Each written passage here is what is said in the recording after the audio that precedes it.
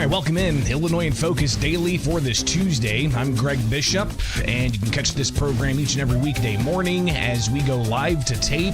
Get the podcast anywhere you get podcasts, and you can listen that way as well. But get into the chat room live with people every weekday morning, where we are with Illinois in Focus. We're going to check in with Jim Talamonte. He was the Center Square reporter inside the courtroom for more than 4 months, while former Illinois House Speaker Michael Madigan ultimately landing himself some guilty convictions for corruption. We'll hear some of the highlights from that 4-month trial coming up. But we're also going to look at some of the priorities that have already been laid out at the Illinois State House.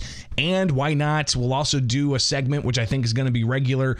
What's up in Washington, where we'll look at what's going on in Washington, D.C. as well for that live audience here with Illinois in Focus Daily. So tons to tackle. It's right here each and every weekday morning. Subscribe to the podcast. Subscribe to the newsletter at The Center Square. You can get newsletters focused just on Illinois. You can get newsletters focused on what's going on in Washington, D.C., so you can cater that to your interests. So go to thecentersquare.com and get that newsletter in your inbox each and every weekday morning. But of course, wake up with us here with Illinois in Focus Daily each and every weekday morning. I'm Greg Bishop, and we'll talk with Jim Talamonte next here with Illinois in Focus Daily.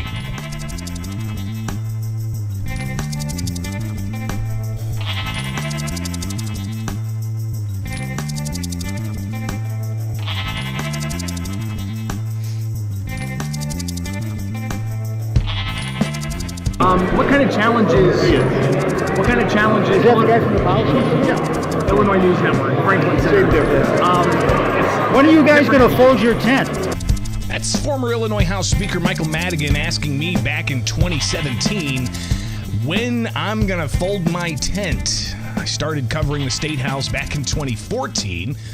On the ground as a new reporter from a nonprofit, and I tell you, I got a lot of pushback from people, including the former Illinois House Speaker, who would regularly, at any event where there might have been a gaggle of press, single me out, and in a way, at least how I interpreted it, kind of being bullied a bit.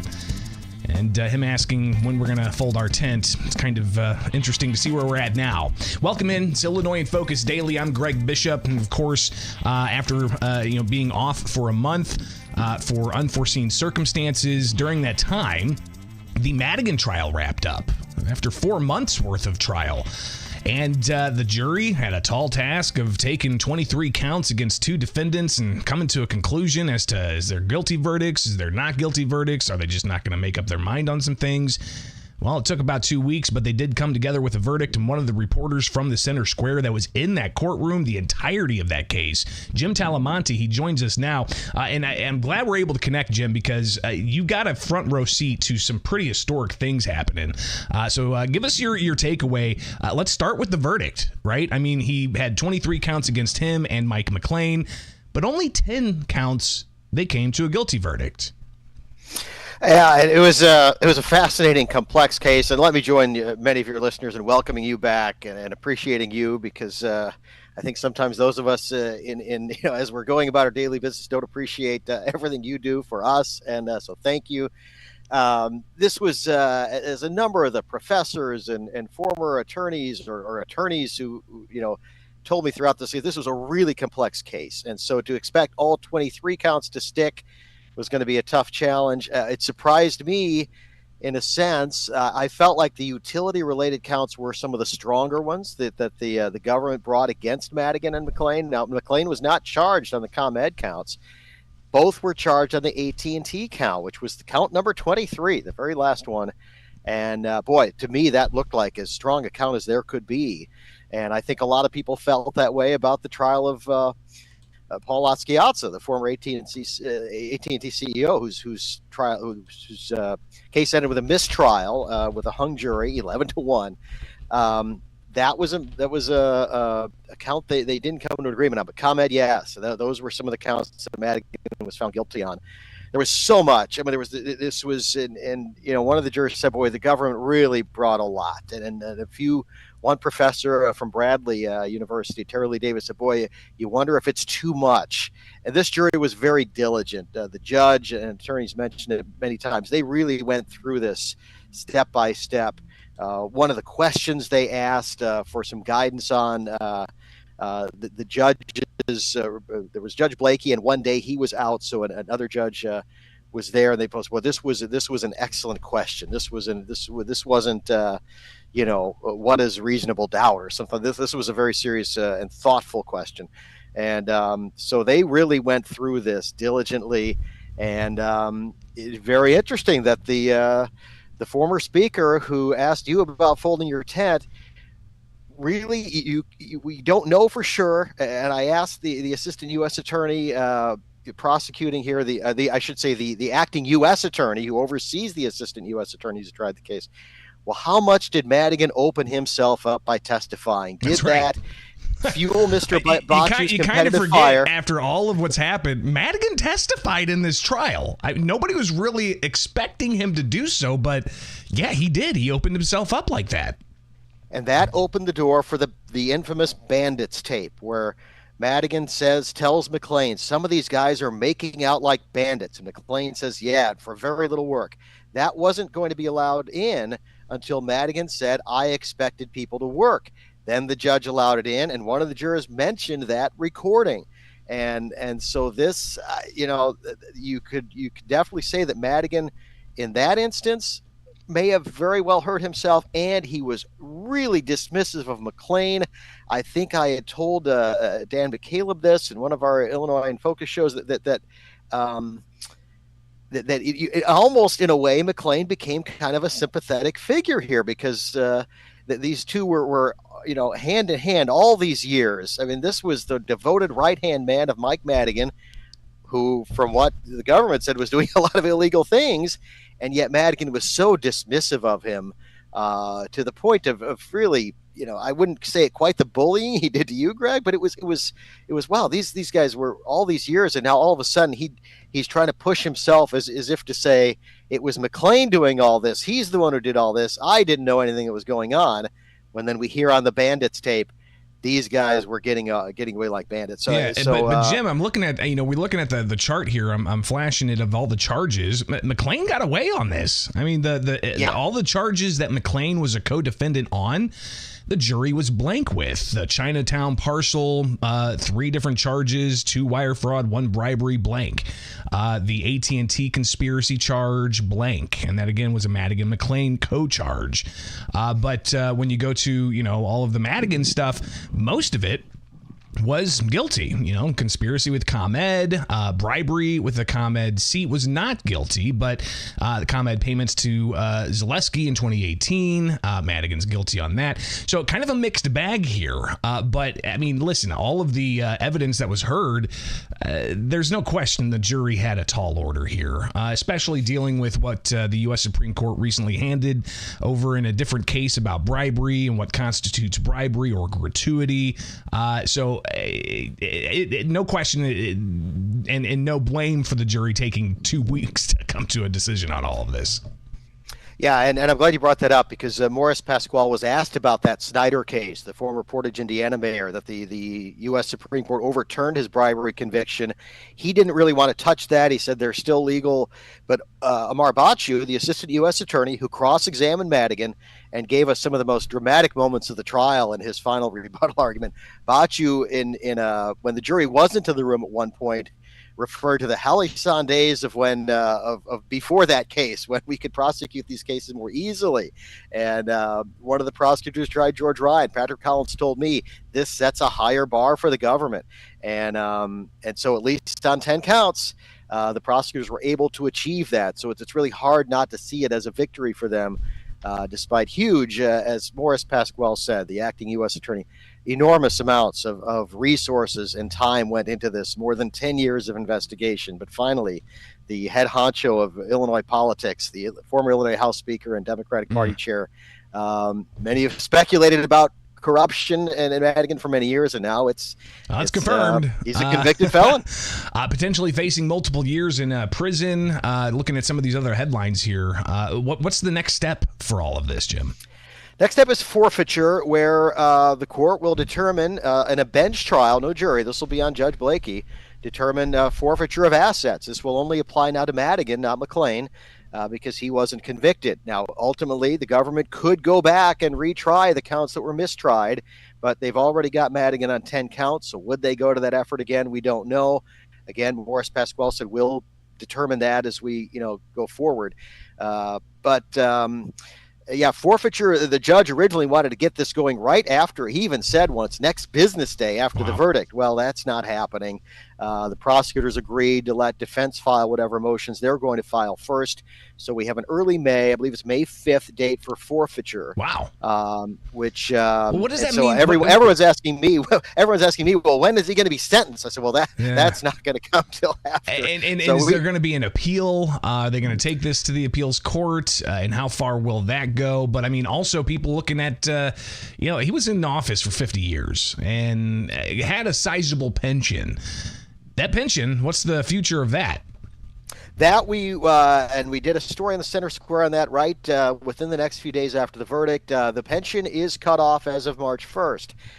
The Illinois pension system was very quick to respond with a very clear statement on this. The pension payments are cut off on the first of the month following a guilty conviction, following a verdict where someone is convicted of a felony in these cases. And so it would be immediate, but there's a processing period just for processing time. So yes, his pension will be cut off. Now, could forfeiture involve recouping some of that? I don't think so. The retirement fund, people told me, well, that we can't go and recoup the money that's already been paid out, which I believe in Madigan's case is over $500,000 of taxpayer money, of our state taxpayer money.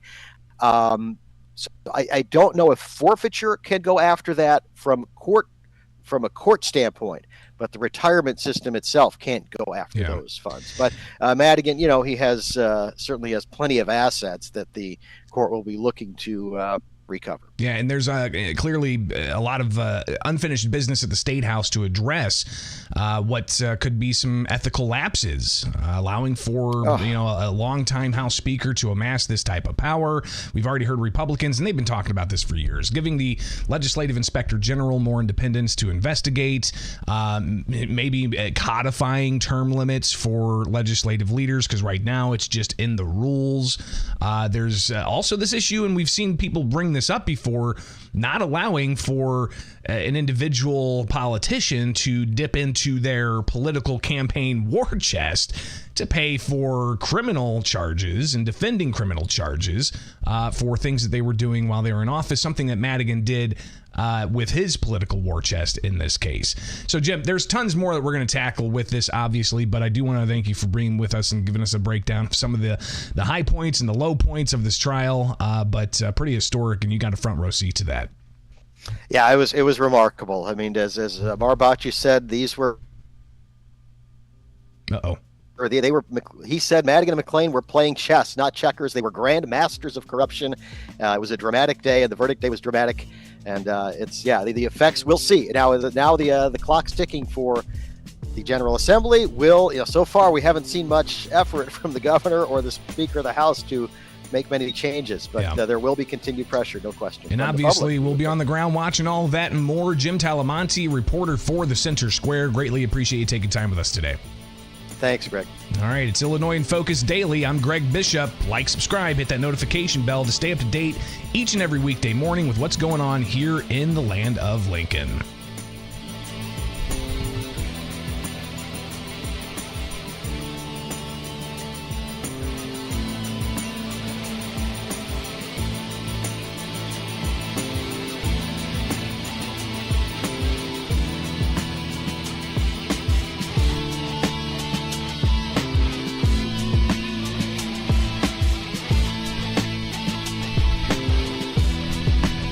Illinois General Assembly hard at work. They come back today, Tuesday. They'll be in session Wednesday, Thursday. Then they'll take Friday off, back on the following Tuesday. They've got to put together a budget, but there's all kinds of other priorities that we're already seeing put out on the table. Good morning. It's Illinois in Focus Daily. I'm Greg Bishop, the associate editor for the Center Square, Illinois. On the ground at the state capitol when they're in session, bringing you all kinds of news. Get the newsletter at thecentersquare.com and wake up with us each and and every weekday morning. So what are some of the priorities we've already heard about? Trust me, we're expected to hear a lot more about other priorities.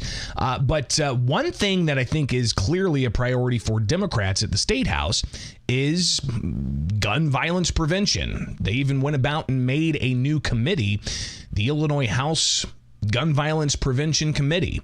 And this is a committee that's going to focus just on gun control efforts. Now, Democrats control the State House, so you can imagine there's going to be a lot of different pieces of legislation. So let's go over to the ilga.gov website where you can see this yourself.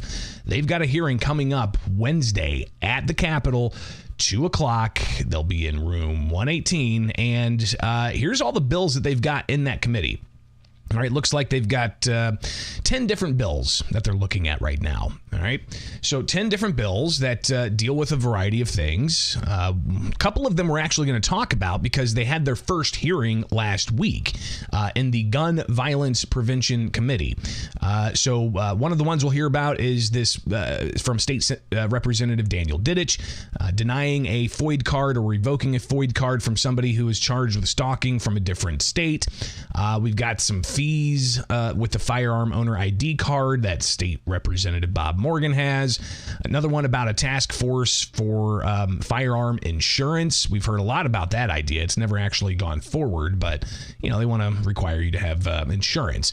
You've also got Republican State Representative C.D. Davidsmeyer, something about gun incident reporting. Curtis Tarver, we'll hear about this. The E-Trace program, how that could impact the gun owners. Also, you've got this one's going to raise a lot of alarm bells. Who knows? Will we have more substantive debate about this? Jennifer Gahn Gershowitz, Democrats, has a bill called health exams, gun safety. So are they going to have doctors and dip into whether or not judging whether or not somebody is a responsible gun owner? Then you also have gun storage. Maura Hirschauer has this bill where pediatricians are going to get involved with gun storage issues. Again, Hirschauer has another one about safe gun storage, and then another storage law. So maybe storage is going to be a big issue for Democrats in the General Assembly. How much Republicans are going to be able to push back, that has yet to be seen because, of course, Republicans are in the super minority. But last week, the Gun Violence Prevention Committee did meet, and they talked about State Representative Curtis Tarver's bill, House Bill 1371. We'll pull this back up here so you can see what it's all about.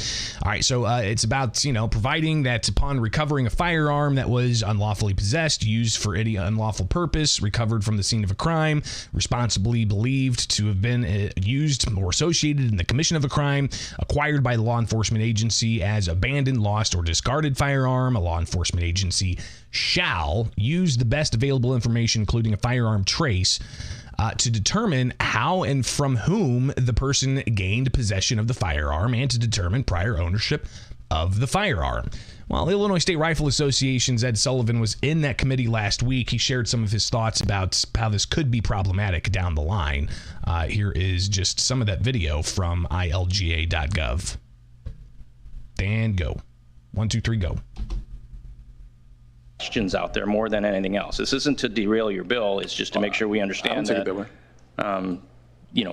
could you be charged at least temporarily with owning a stolen firearm? That's my question, and we're going to figure that out. But because there's no way to know that I purchased the gun 15 years ago from somebody else, and you would not, or the law enforcement would not have a record of that transaction. Now, I would, and I could produce it if I get charged. But at the same time, they're saying it's not going to be used for law enforcement purposes, but I just want to make sure of that. And listen, I mean, you have this whole issue of requiring private transactions to be reported to state police through an FFL. Some of those requirements are pretty fresh. What about, 15 years ago? You do a private transaction with your cousin, and then your cousin goes off and does something stupid with the firearm, and then it comes back, but it's still traced to you. Then they come knocking on your door. I mean, these are some legitimate questions. Curtis Tarver saying that his intent of the bill is not to have it be used to criminally charge people. It's just a measure to as the bill purports to modify how law enforcement interact with the federal E-Trace program from the ATF. This is just a subject matter here, obviously, but if it's at some point voted out of committee into the floor, I have no problem having a commitment of ensuring the legislative intent is clear, that the goal is not to go after law-abiding gun owners. So that's not the goal, he says, to go after law-abiding gun owners. Then you had the Attorney General's office there, John Carroll, a deputy chief of staff, pushing back on some of what Sullivan had to say and the concerns that the gun rights community has about a bill like this. But John Carroll says E-Trace is not an instantaneous type of operation. It's always done after the fact, after an arrest, after a firearm's found, after a firearm's picked up at a crime scene, and so on. When they pull in under Mr. Sullivan's thing, and they're not going to be tracing the gun at the car. That's not it. Right. They're going to trace the gun after an arrest or after they find this abandoned weapon somewhere, and they're going to do it back at. So the arrest, the decision to bring somebody into custody, let alone charging, has already happened before we do this. It's not on the fly. Give me your gun. I'm going to run it through E-Trace. You can have your gun back. That's not how it works. E-Trace is not instantaneous. So in that example of Mr. Sullivan, of him, the E-Trace is done by ATF. It's not done by any state agency. So they will start from the importer or the manufacturer. They will take it to the FFL. The FFL will say, I sold it to John Carroll. They come to John Carroll. John, where's the gun? That they obviously have an evidence somewhere. And I'd be like, I lost it. Or in this case, I sold it to my cousin.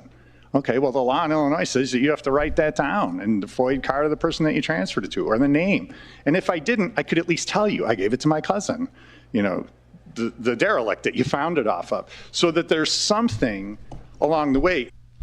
So you've got the arguments about these things. It was a subject matter only hearing, meaning they're just hearing about the bills. They're not advancing them quite yet. As you heard Curtis Tarver, state rep, Democrat from Chicago, saying that, they're going to make sure the legislative intent is clear. Another bill they heard last week in the Gun Violence Prevention Committee dealt with people coming in from out of state charged with a misdemeanor stalking offense, where in Illinois, such an offense would be a felony. Daniel Didich, Democrat from Buffalo Grove, he has this bill. He says he's filed it every year he's been in the General Assembly, but this is the first time it actually got a hearing. But there's a provision in there that Republican State Representative Patrick Windhorst, who's the Republican spokesperson on the new Illinois House Gun Violence Prevention Committee, he asked questions about a provision in the proposed bill that says it wouldn't just be about stalking. So if somebody comes in from, say, Kentucky and they have a misdemeanor stalking charge, but they're moving to Illinois and they want to buy a firearm, if Didich's law passes and is signed, then that individual will be prohibited from getting a FOID card, because in Illinois, any stalking offense apparently is a felony. But then the bill goes a little bit further and talks about similar stalking crimes. What does that mean? Does that open it up, make it too wide? Didich responding to that question. So the way the bill is written right now, right, it says a similar offense to stalking. We're getting more in the weeds than I thought we will, but we could do it. It's totally fine. So the feedback I got from the Attorney General's office was to insert the word substantially, substantially similar stalking offense, and I believe that's a term of art. Yeah. When you say substantially similar, I think there's case law on what constitutes what is substantially similar and what is not substantially similar, and I think that's what we're trying to stay within the bounds of. So again, you've got this measure. It's House Bill 18 that deals with the issue of individuals coming to the state of Illinois who may have been convicted of misdemeanor stalking in another state, but that would be a felony in Illinois. So again, just one of the measures in the House Gun Violence Prevention Committee. They are meeting again on Wednesday, the 26th, at 2 o'clock. So we'll be covering that as well, because again, they've got a slew of different measures, including a bunch of them dealing with safe storage, pediatricians, how are they going to get involved, and so on.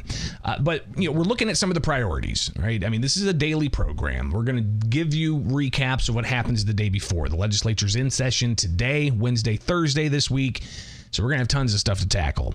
But just in the last week, there was a lot of other things, including stuff that deals with lawsuits over defamation and so-called SLAPP, S-L-A-P-P. What is all of that? Well, here's some highlights from a recent committee hearing where a measure did advance dealing with lawsuits around defamation and questions about the free press and so on. Courts have interpreted the Citizen Participation Act to only protect against a narrow category of lawsuits that are solely based on the defendant's protected acts.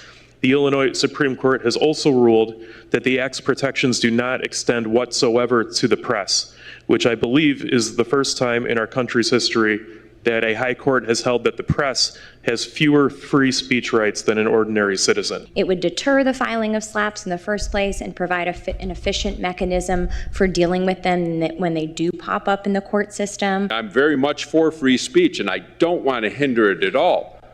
But I also believe the press has a responsibility to be accurate. In campaigns, I've had people outright lie about me. I didn't sue them because they have far more resources than I do. So you can see kind of where it's not a fun thing. You can see kind of where this is going. Go see the story at thecentersquare.com, where you can get more information on this.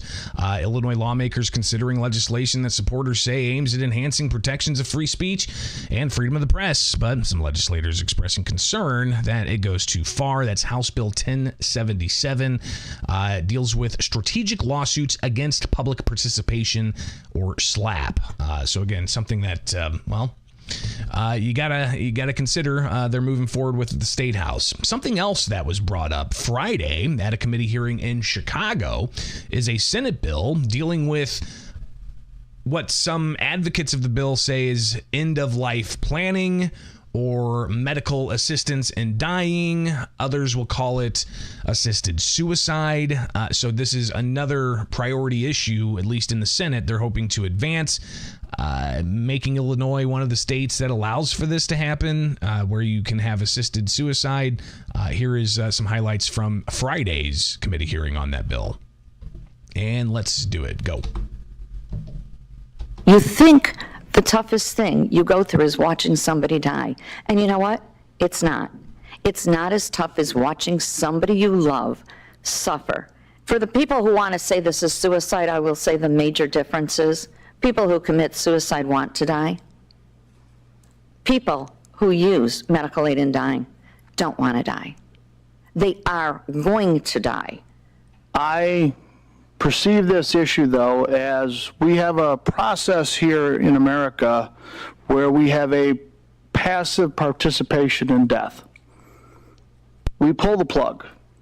We allow someone to die, but it's passive participation. We are crossing a threshold, though, where the government will allow active participation in death. I have a problem with the vulnerable people that we're putting at risk by allowing active participation in death, by allowing doctors and the government essentially to allow who decides who dies and when. I think that's unacceptable.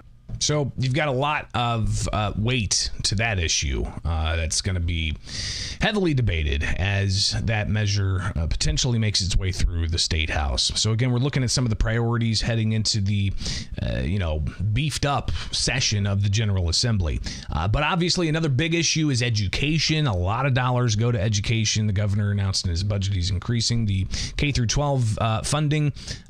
But some Republicans, they want to focus on excellence, not necessarily focusing on equity. That became a flashpoint with a House Appropriations Education Committee. State Representative Blaine Wilhauer, a Republican from Beecher City, going head-to-head with the committee's chair, Will Davis. Hazel Crest, a Democrat. Here he is. Both of those folks in here, but I think that everybody knows that the education system in Illinois is, there's a lot of things to be concerned about. We're spending a lot of money. We're not necessarily necessarily seeing the results. So I look forward to this committee challenging the folks that come in here to start thinking about education in terms of actual results, not just the amount of money that we spend in here. Too often that's how we ascertain success. And I also want to challenge the folks to, we need to renew our focus on excellence in education. There's too much focus on equity and things of that nature, and we need to start focusing on excellence. That's what's going to bring everybody up here. So look forward to it. It's going to be a long and interesting year. So here we go. Just so I'm clear, you said too much focus on equity? Did I hear that correctly? Well, there's quite a bit of it, Chairman. All I'm saying is we need to focus on excellence. Excellence brings everybody up. So we can't do both? Well, we can certainly, excellence brings everybody up regardless of their circumstances. And we need to do that, more of that in America, I think. I don't disagree with on the excellence side of it, but there are reasons why we have to focus on equity. Because there are people who, for years, didn't think equity was important. Mm-hmm. So And that's not really worked very good for them, Chairman, as we see in we can look at the Chicago Public Schools for an example, where 1 out of 10 African Americans are reading at grade level. So I think that relentless focus on that probably hasn't worked very good, and maybe we should be open to looking at things a little bit differently. But I look forward to having those discussions with all the folks that are coming in here asking us for money. So you can go and watch that entirety. It's 6 minutes of Wilhour and Davis going back and forth. And that's one reason why you need to subscribe to The Center Square on YouTube to get those types of clips. Looking forward to being on the ground at the State House, bringing you all this and more. So hopefully you're staying informed. Get the podcast where you get podcasts. Get the newsletter at thecentersquare.com. And again, don't forget to wake up with us here each and every weekday morning with Illinois in Focus Daily. All right. And let's make it happen. We'll see you back here sooner than later. Like, subscribe, hit that notification bell. I'm Greg Bishop.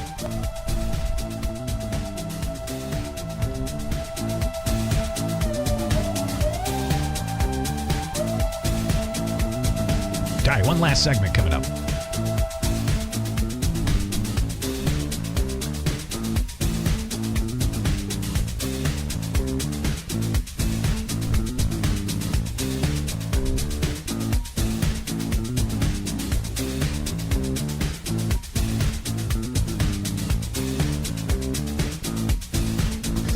Every state, good, I'll see you in court. I look forward to that. That should be a real easy one. And enjoy your life after governor, because I don't think you'll be in elected politics. It's President Donald Trump in front of governors on Friday, going head-to-head with the governor out of Maine. Illinois Governor J.B. Pritzker apparently not there.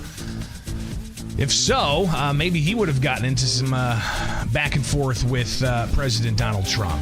What is going on in Washington? I think it's going to be a regular segment we do here with Illinois in Focus Daily, each and every weekday morning, waking up with you, because quite frankly, there's so much going on with the new Trump administration. We just got to do that segment to keep ourselves updated with what's going on. So we'll be bringing you clips every morning.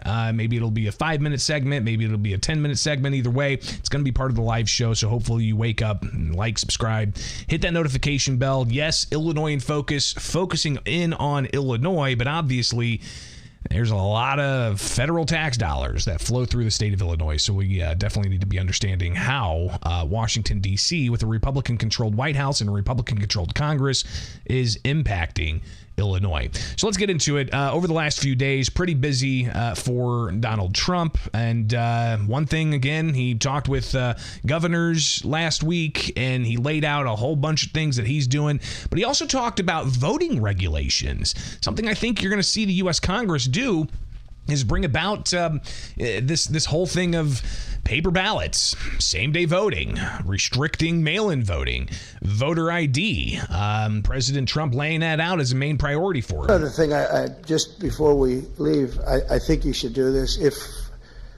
For my safety and security and for the good of our nation, you should do it anyway, regardless, even if it costs 10 times more, but it actually costs you just a tiny fraction.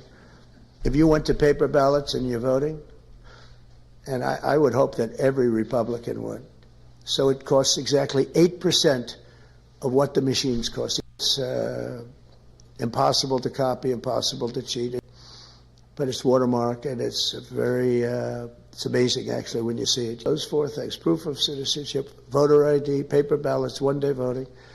And if you went to 2-day voting or 3-day voting, but some of these states, you had 64 days. You know, California just finished up just a short while ago. They were voting a week and a half ago.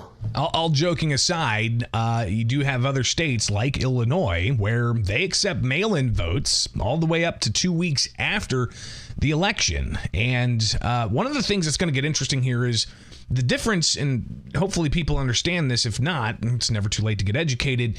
There's a difference between federal elections and state and local elections, right? Federal elections are for U.S. Congress, U.S. Senate, president, and then you've got state and local elections for the state house, for mayor, for township, and so on.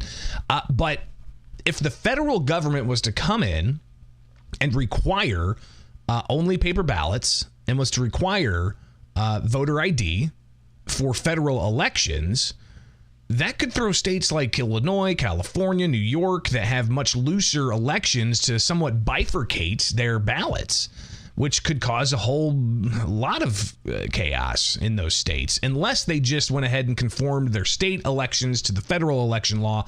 So we're going to be watching that play out. Something else that President Trump made clear in front of all these governors was his executive order about there only being male and female, not a whole host of other genders in the gender ideology spectrum that we've seen a lot of in various public spaces, from sports to schools and so on. But President Trump saying that he's not going to have that anymore. But I understand Maine. Is Maine here, the governor of Maine? Well, are you not going to comply with it? I'm complying with state and federal laws. We are the federal law. Well, you better do it. You better do it, because you're not going to get any federal funding at all if you don't. And by the way, your population, even though it's somewhat liberal, although I did very well there, your population doesn't want men playing in women's sports. So you better comply, because otherwise you're not getting any federal funding. Every state, good. I'll see you in court. I look forward to that. That should be a real easy one. And enjoy your life after governor, because I don't think you'll be in elected politics. That made a lot of news when it happened, but clearly the governor of Maine and President Donald Trump going back and forth on that issue. But the president, when it comes to education, he said that another priority of his, how this will lay over onto states like Illinois, that has more strict school choice issues. I mean, we've got, of course, homeschool. You can send your kid to private school, but you still have to pay property taxes to go to the public school if you send your kid to private school. Should there be a different option to maybe have tax dollars follow the kid to give the parents more choice? Something that President Trump laid out. He is a huge proponent of more school choice options. Going to protect. So just to end, this administration has been fighting for parents' rights and universal school choice. We want to do something that I think many people in this room want, and even if you don't, I think you do want it, but you might not be able to say it. We want to move the schools back to the states so that Iowa and South Carolina and Georgia and all these states can run your own school system. And you'll do a fantastic job, Kim. You're going to do great. I mean, I use your example because you're so much into the education, done a great job with school choice, and you'll do your school choice. So school choice, a big deal for the Trump administration. How that's going to be impacted by, say, closing up the Department of Education, something that we'll hear more about as well. So big day Friday. Yesterday was also a big day for the Trump administration. He's gotten some controversial, cabinet picks in, right? I mean, obviously, you had Pam Bondi be the Attorney General, RFK Jr., the HHS Secretary, Tulsi Gabbard to be the Director of National Intelligence, a whole host of others that are now cabinet picks. Well, Kash Patel, also a cabinet pick. And here's some of what Kash Patel had to say after being sworn in by Pam Bondi to be the next director of the Federal Bureau of Investigations. I promise you the following. There will be accountability within the FBI and outside of the FBI, and we will do it through rigorous constitutional oversight starting this weekend.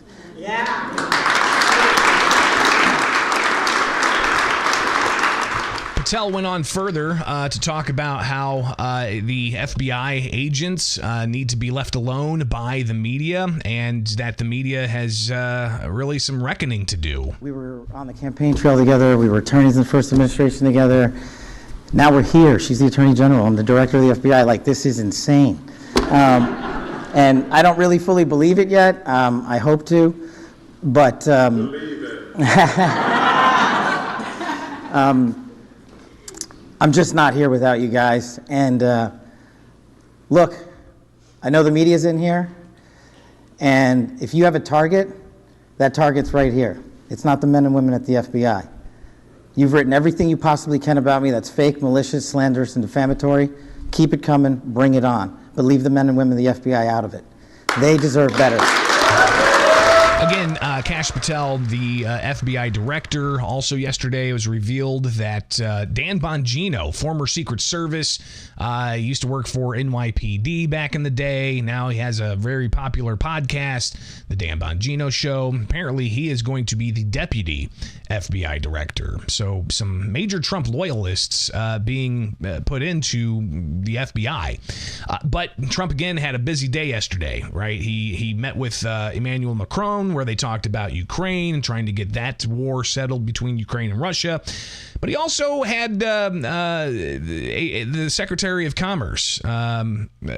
Lutnick, be sworn in after being approved. People think the golden age is a statement. It's like saying MAGA, make America great again. This is the greatest country on earth. It is such a great country that we can take care of our citizens and give them their Social Security. We can take care of everyone and give them their Medicaid. But we're going to get rid of so much waste, fraud, and abuse. We're not going to hurt anybody, but we're going to get rid of it. And then we are going to grow this economy in a way that people have never seen.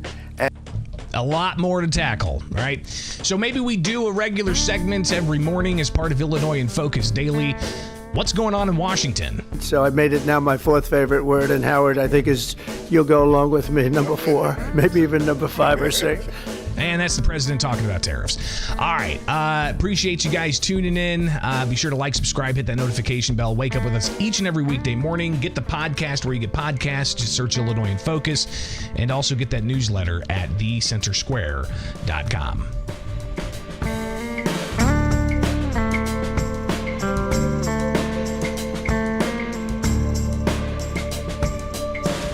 All right, that's all I got for you this morning. Gonna head over to the Capitol, get ready for them to come into session.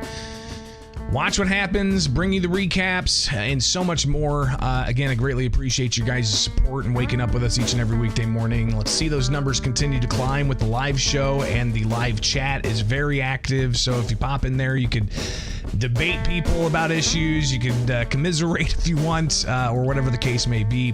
But obviously, it's right here with the Center Square.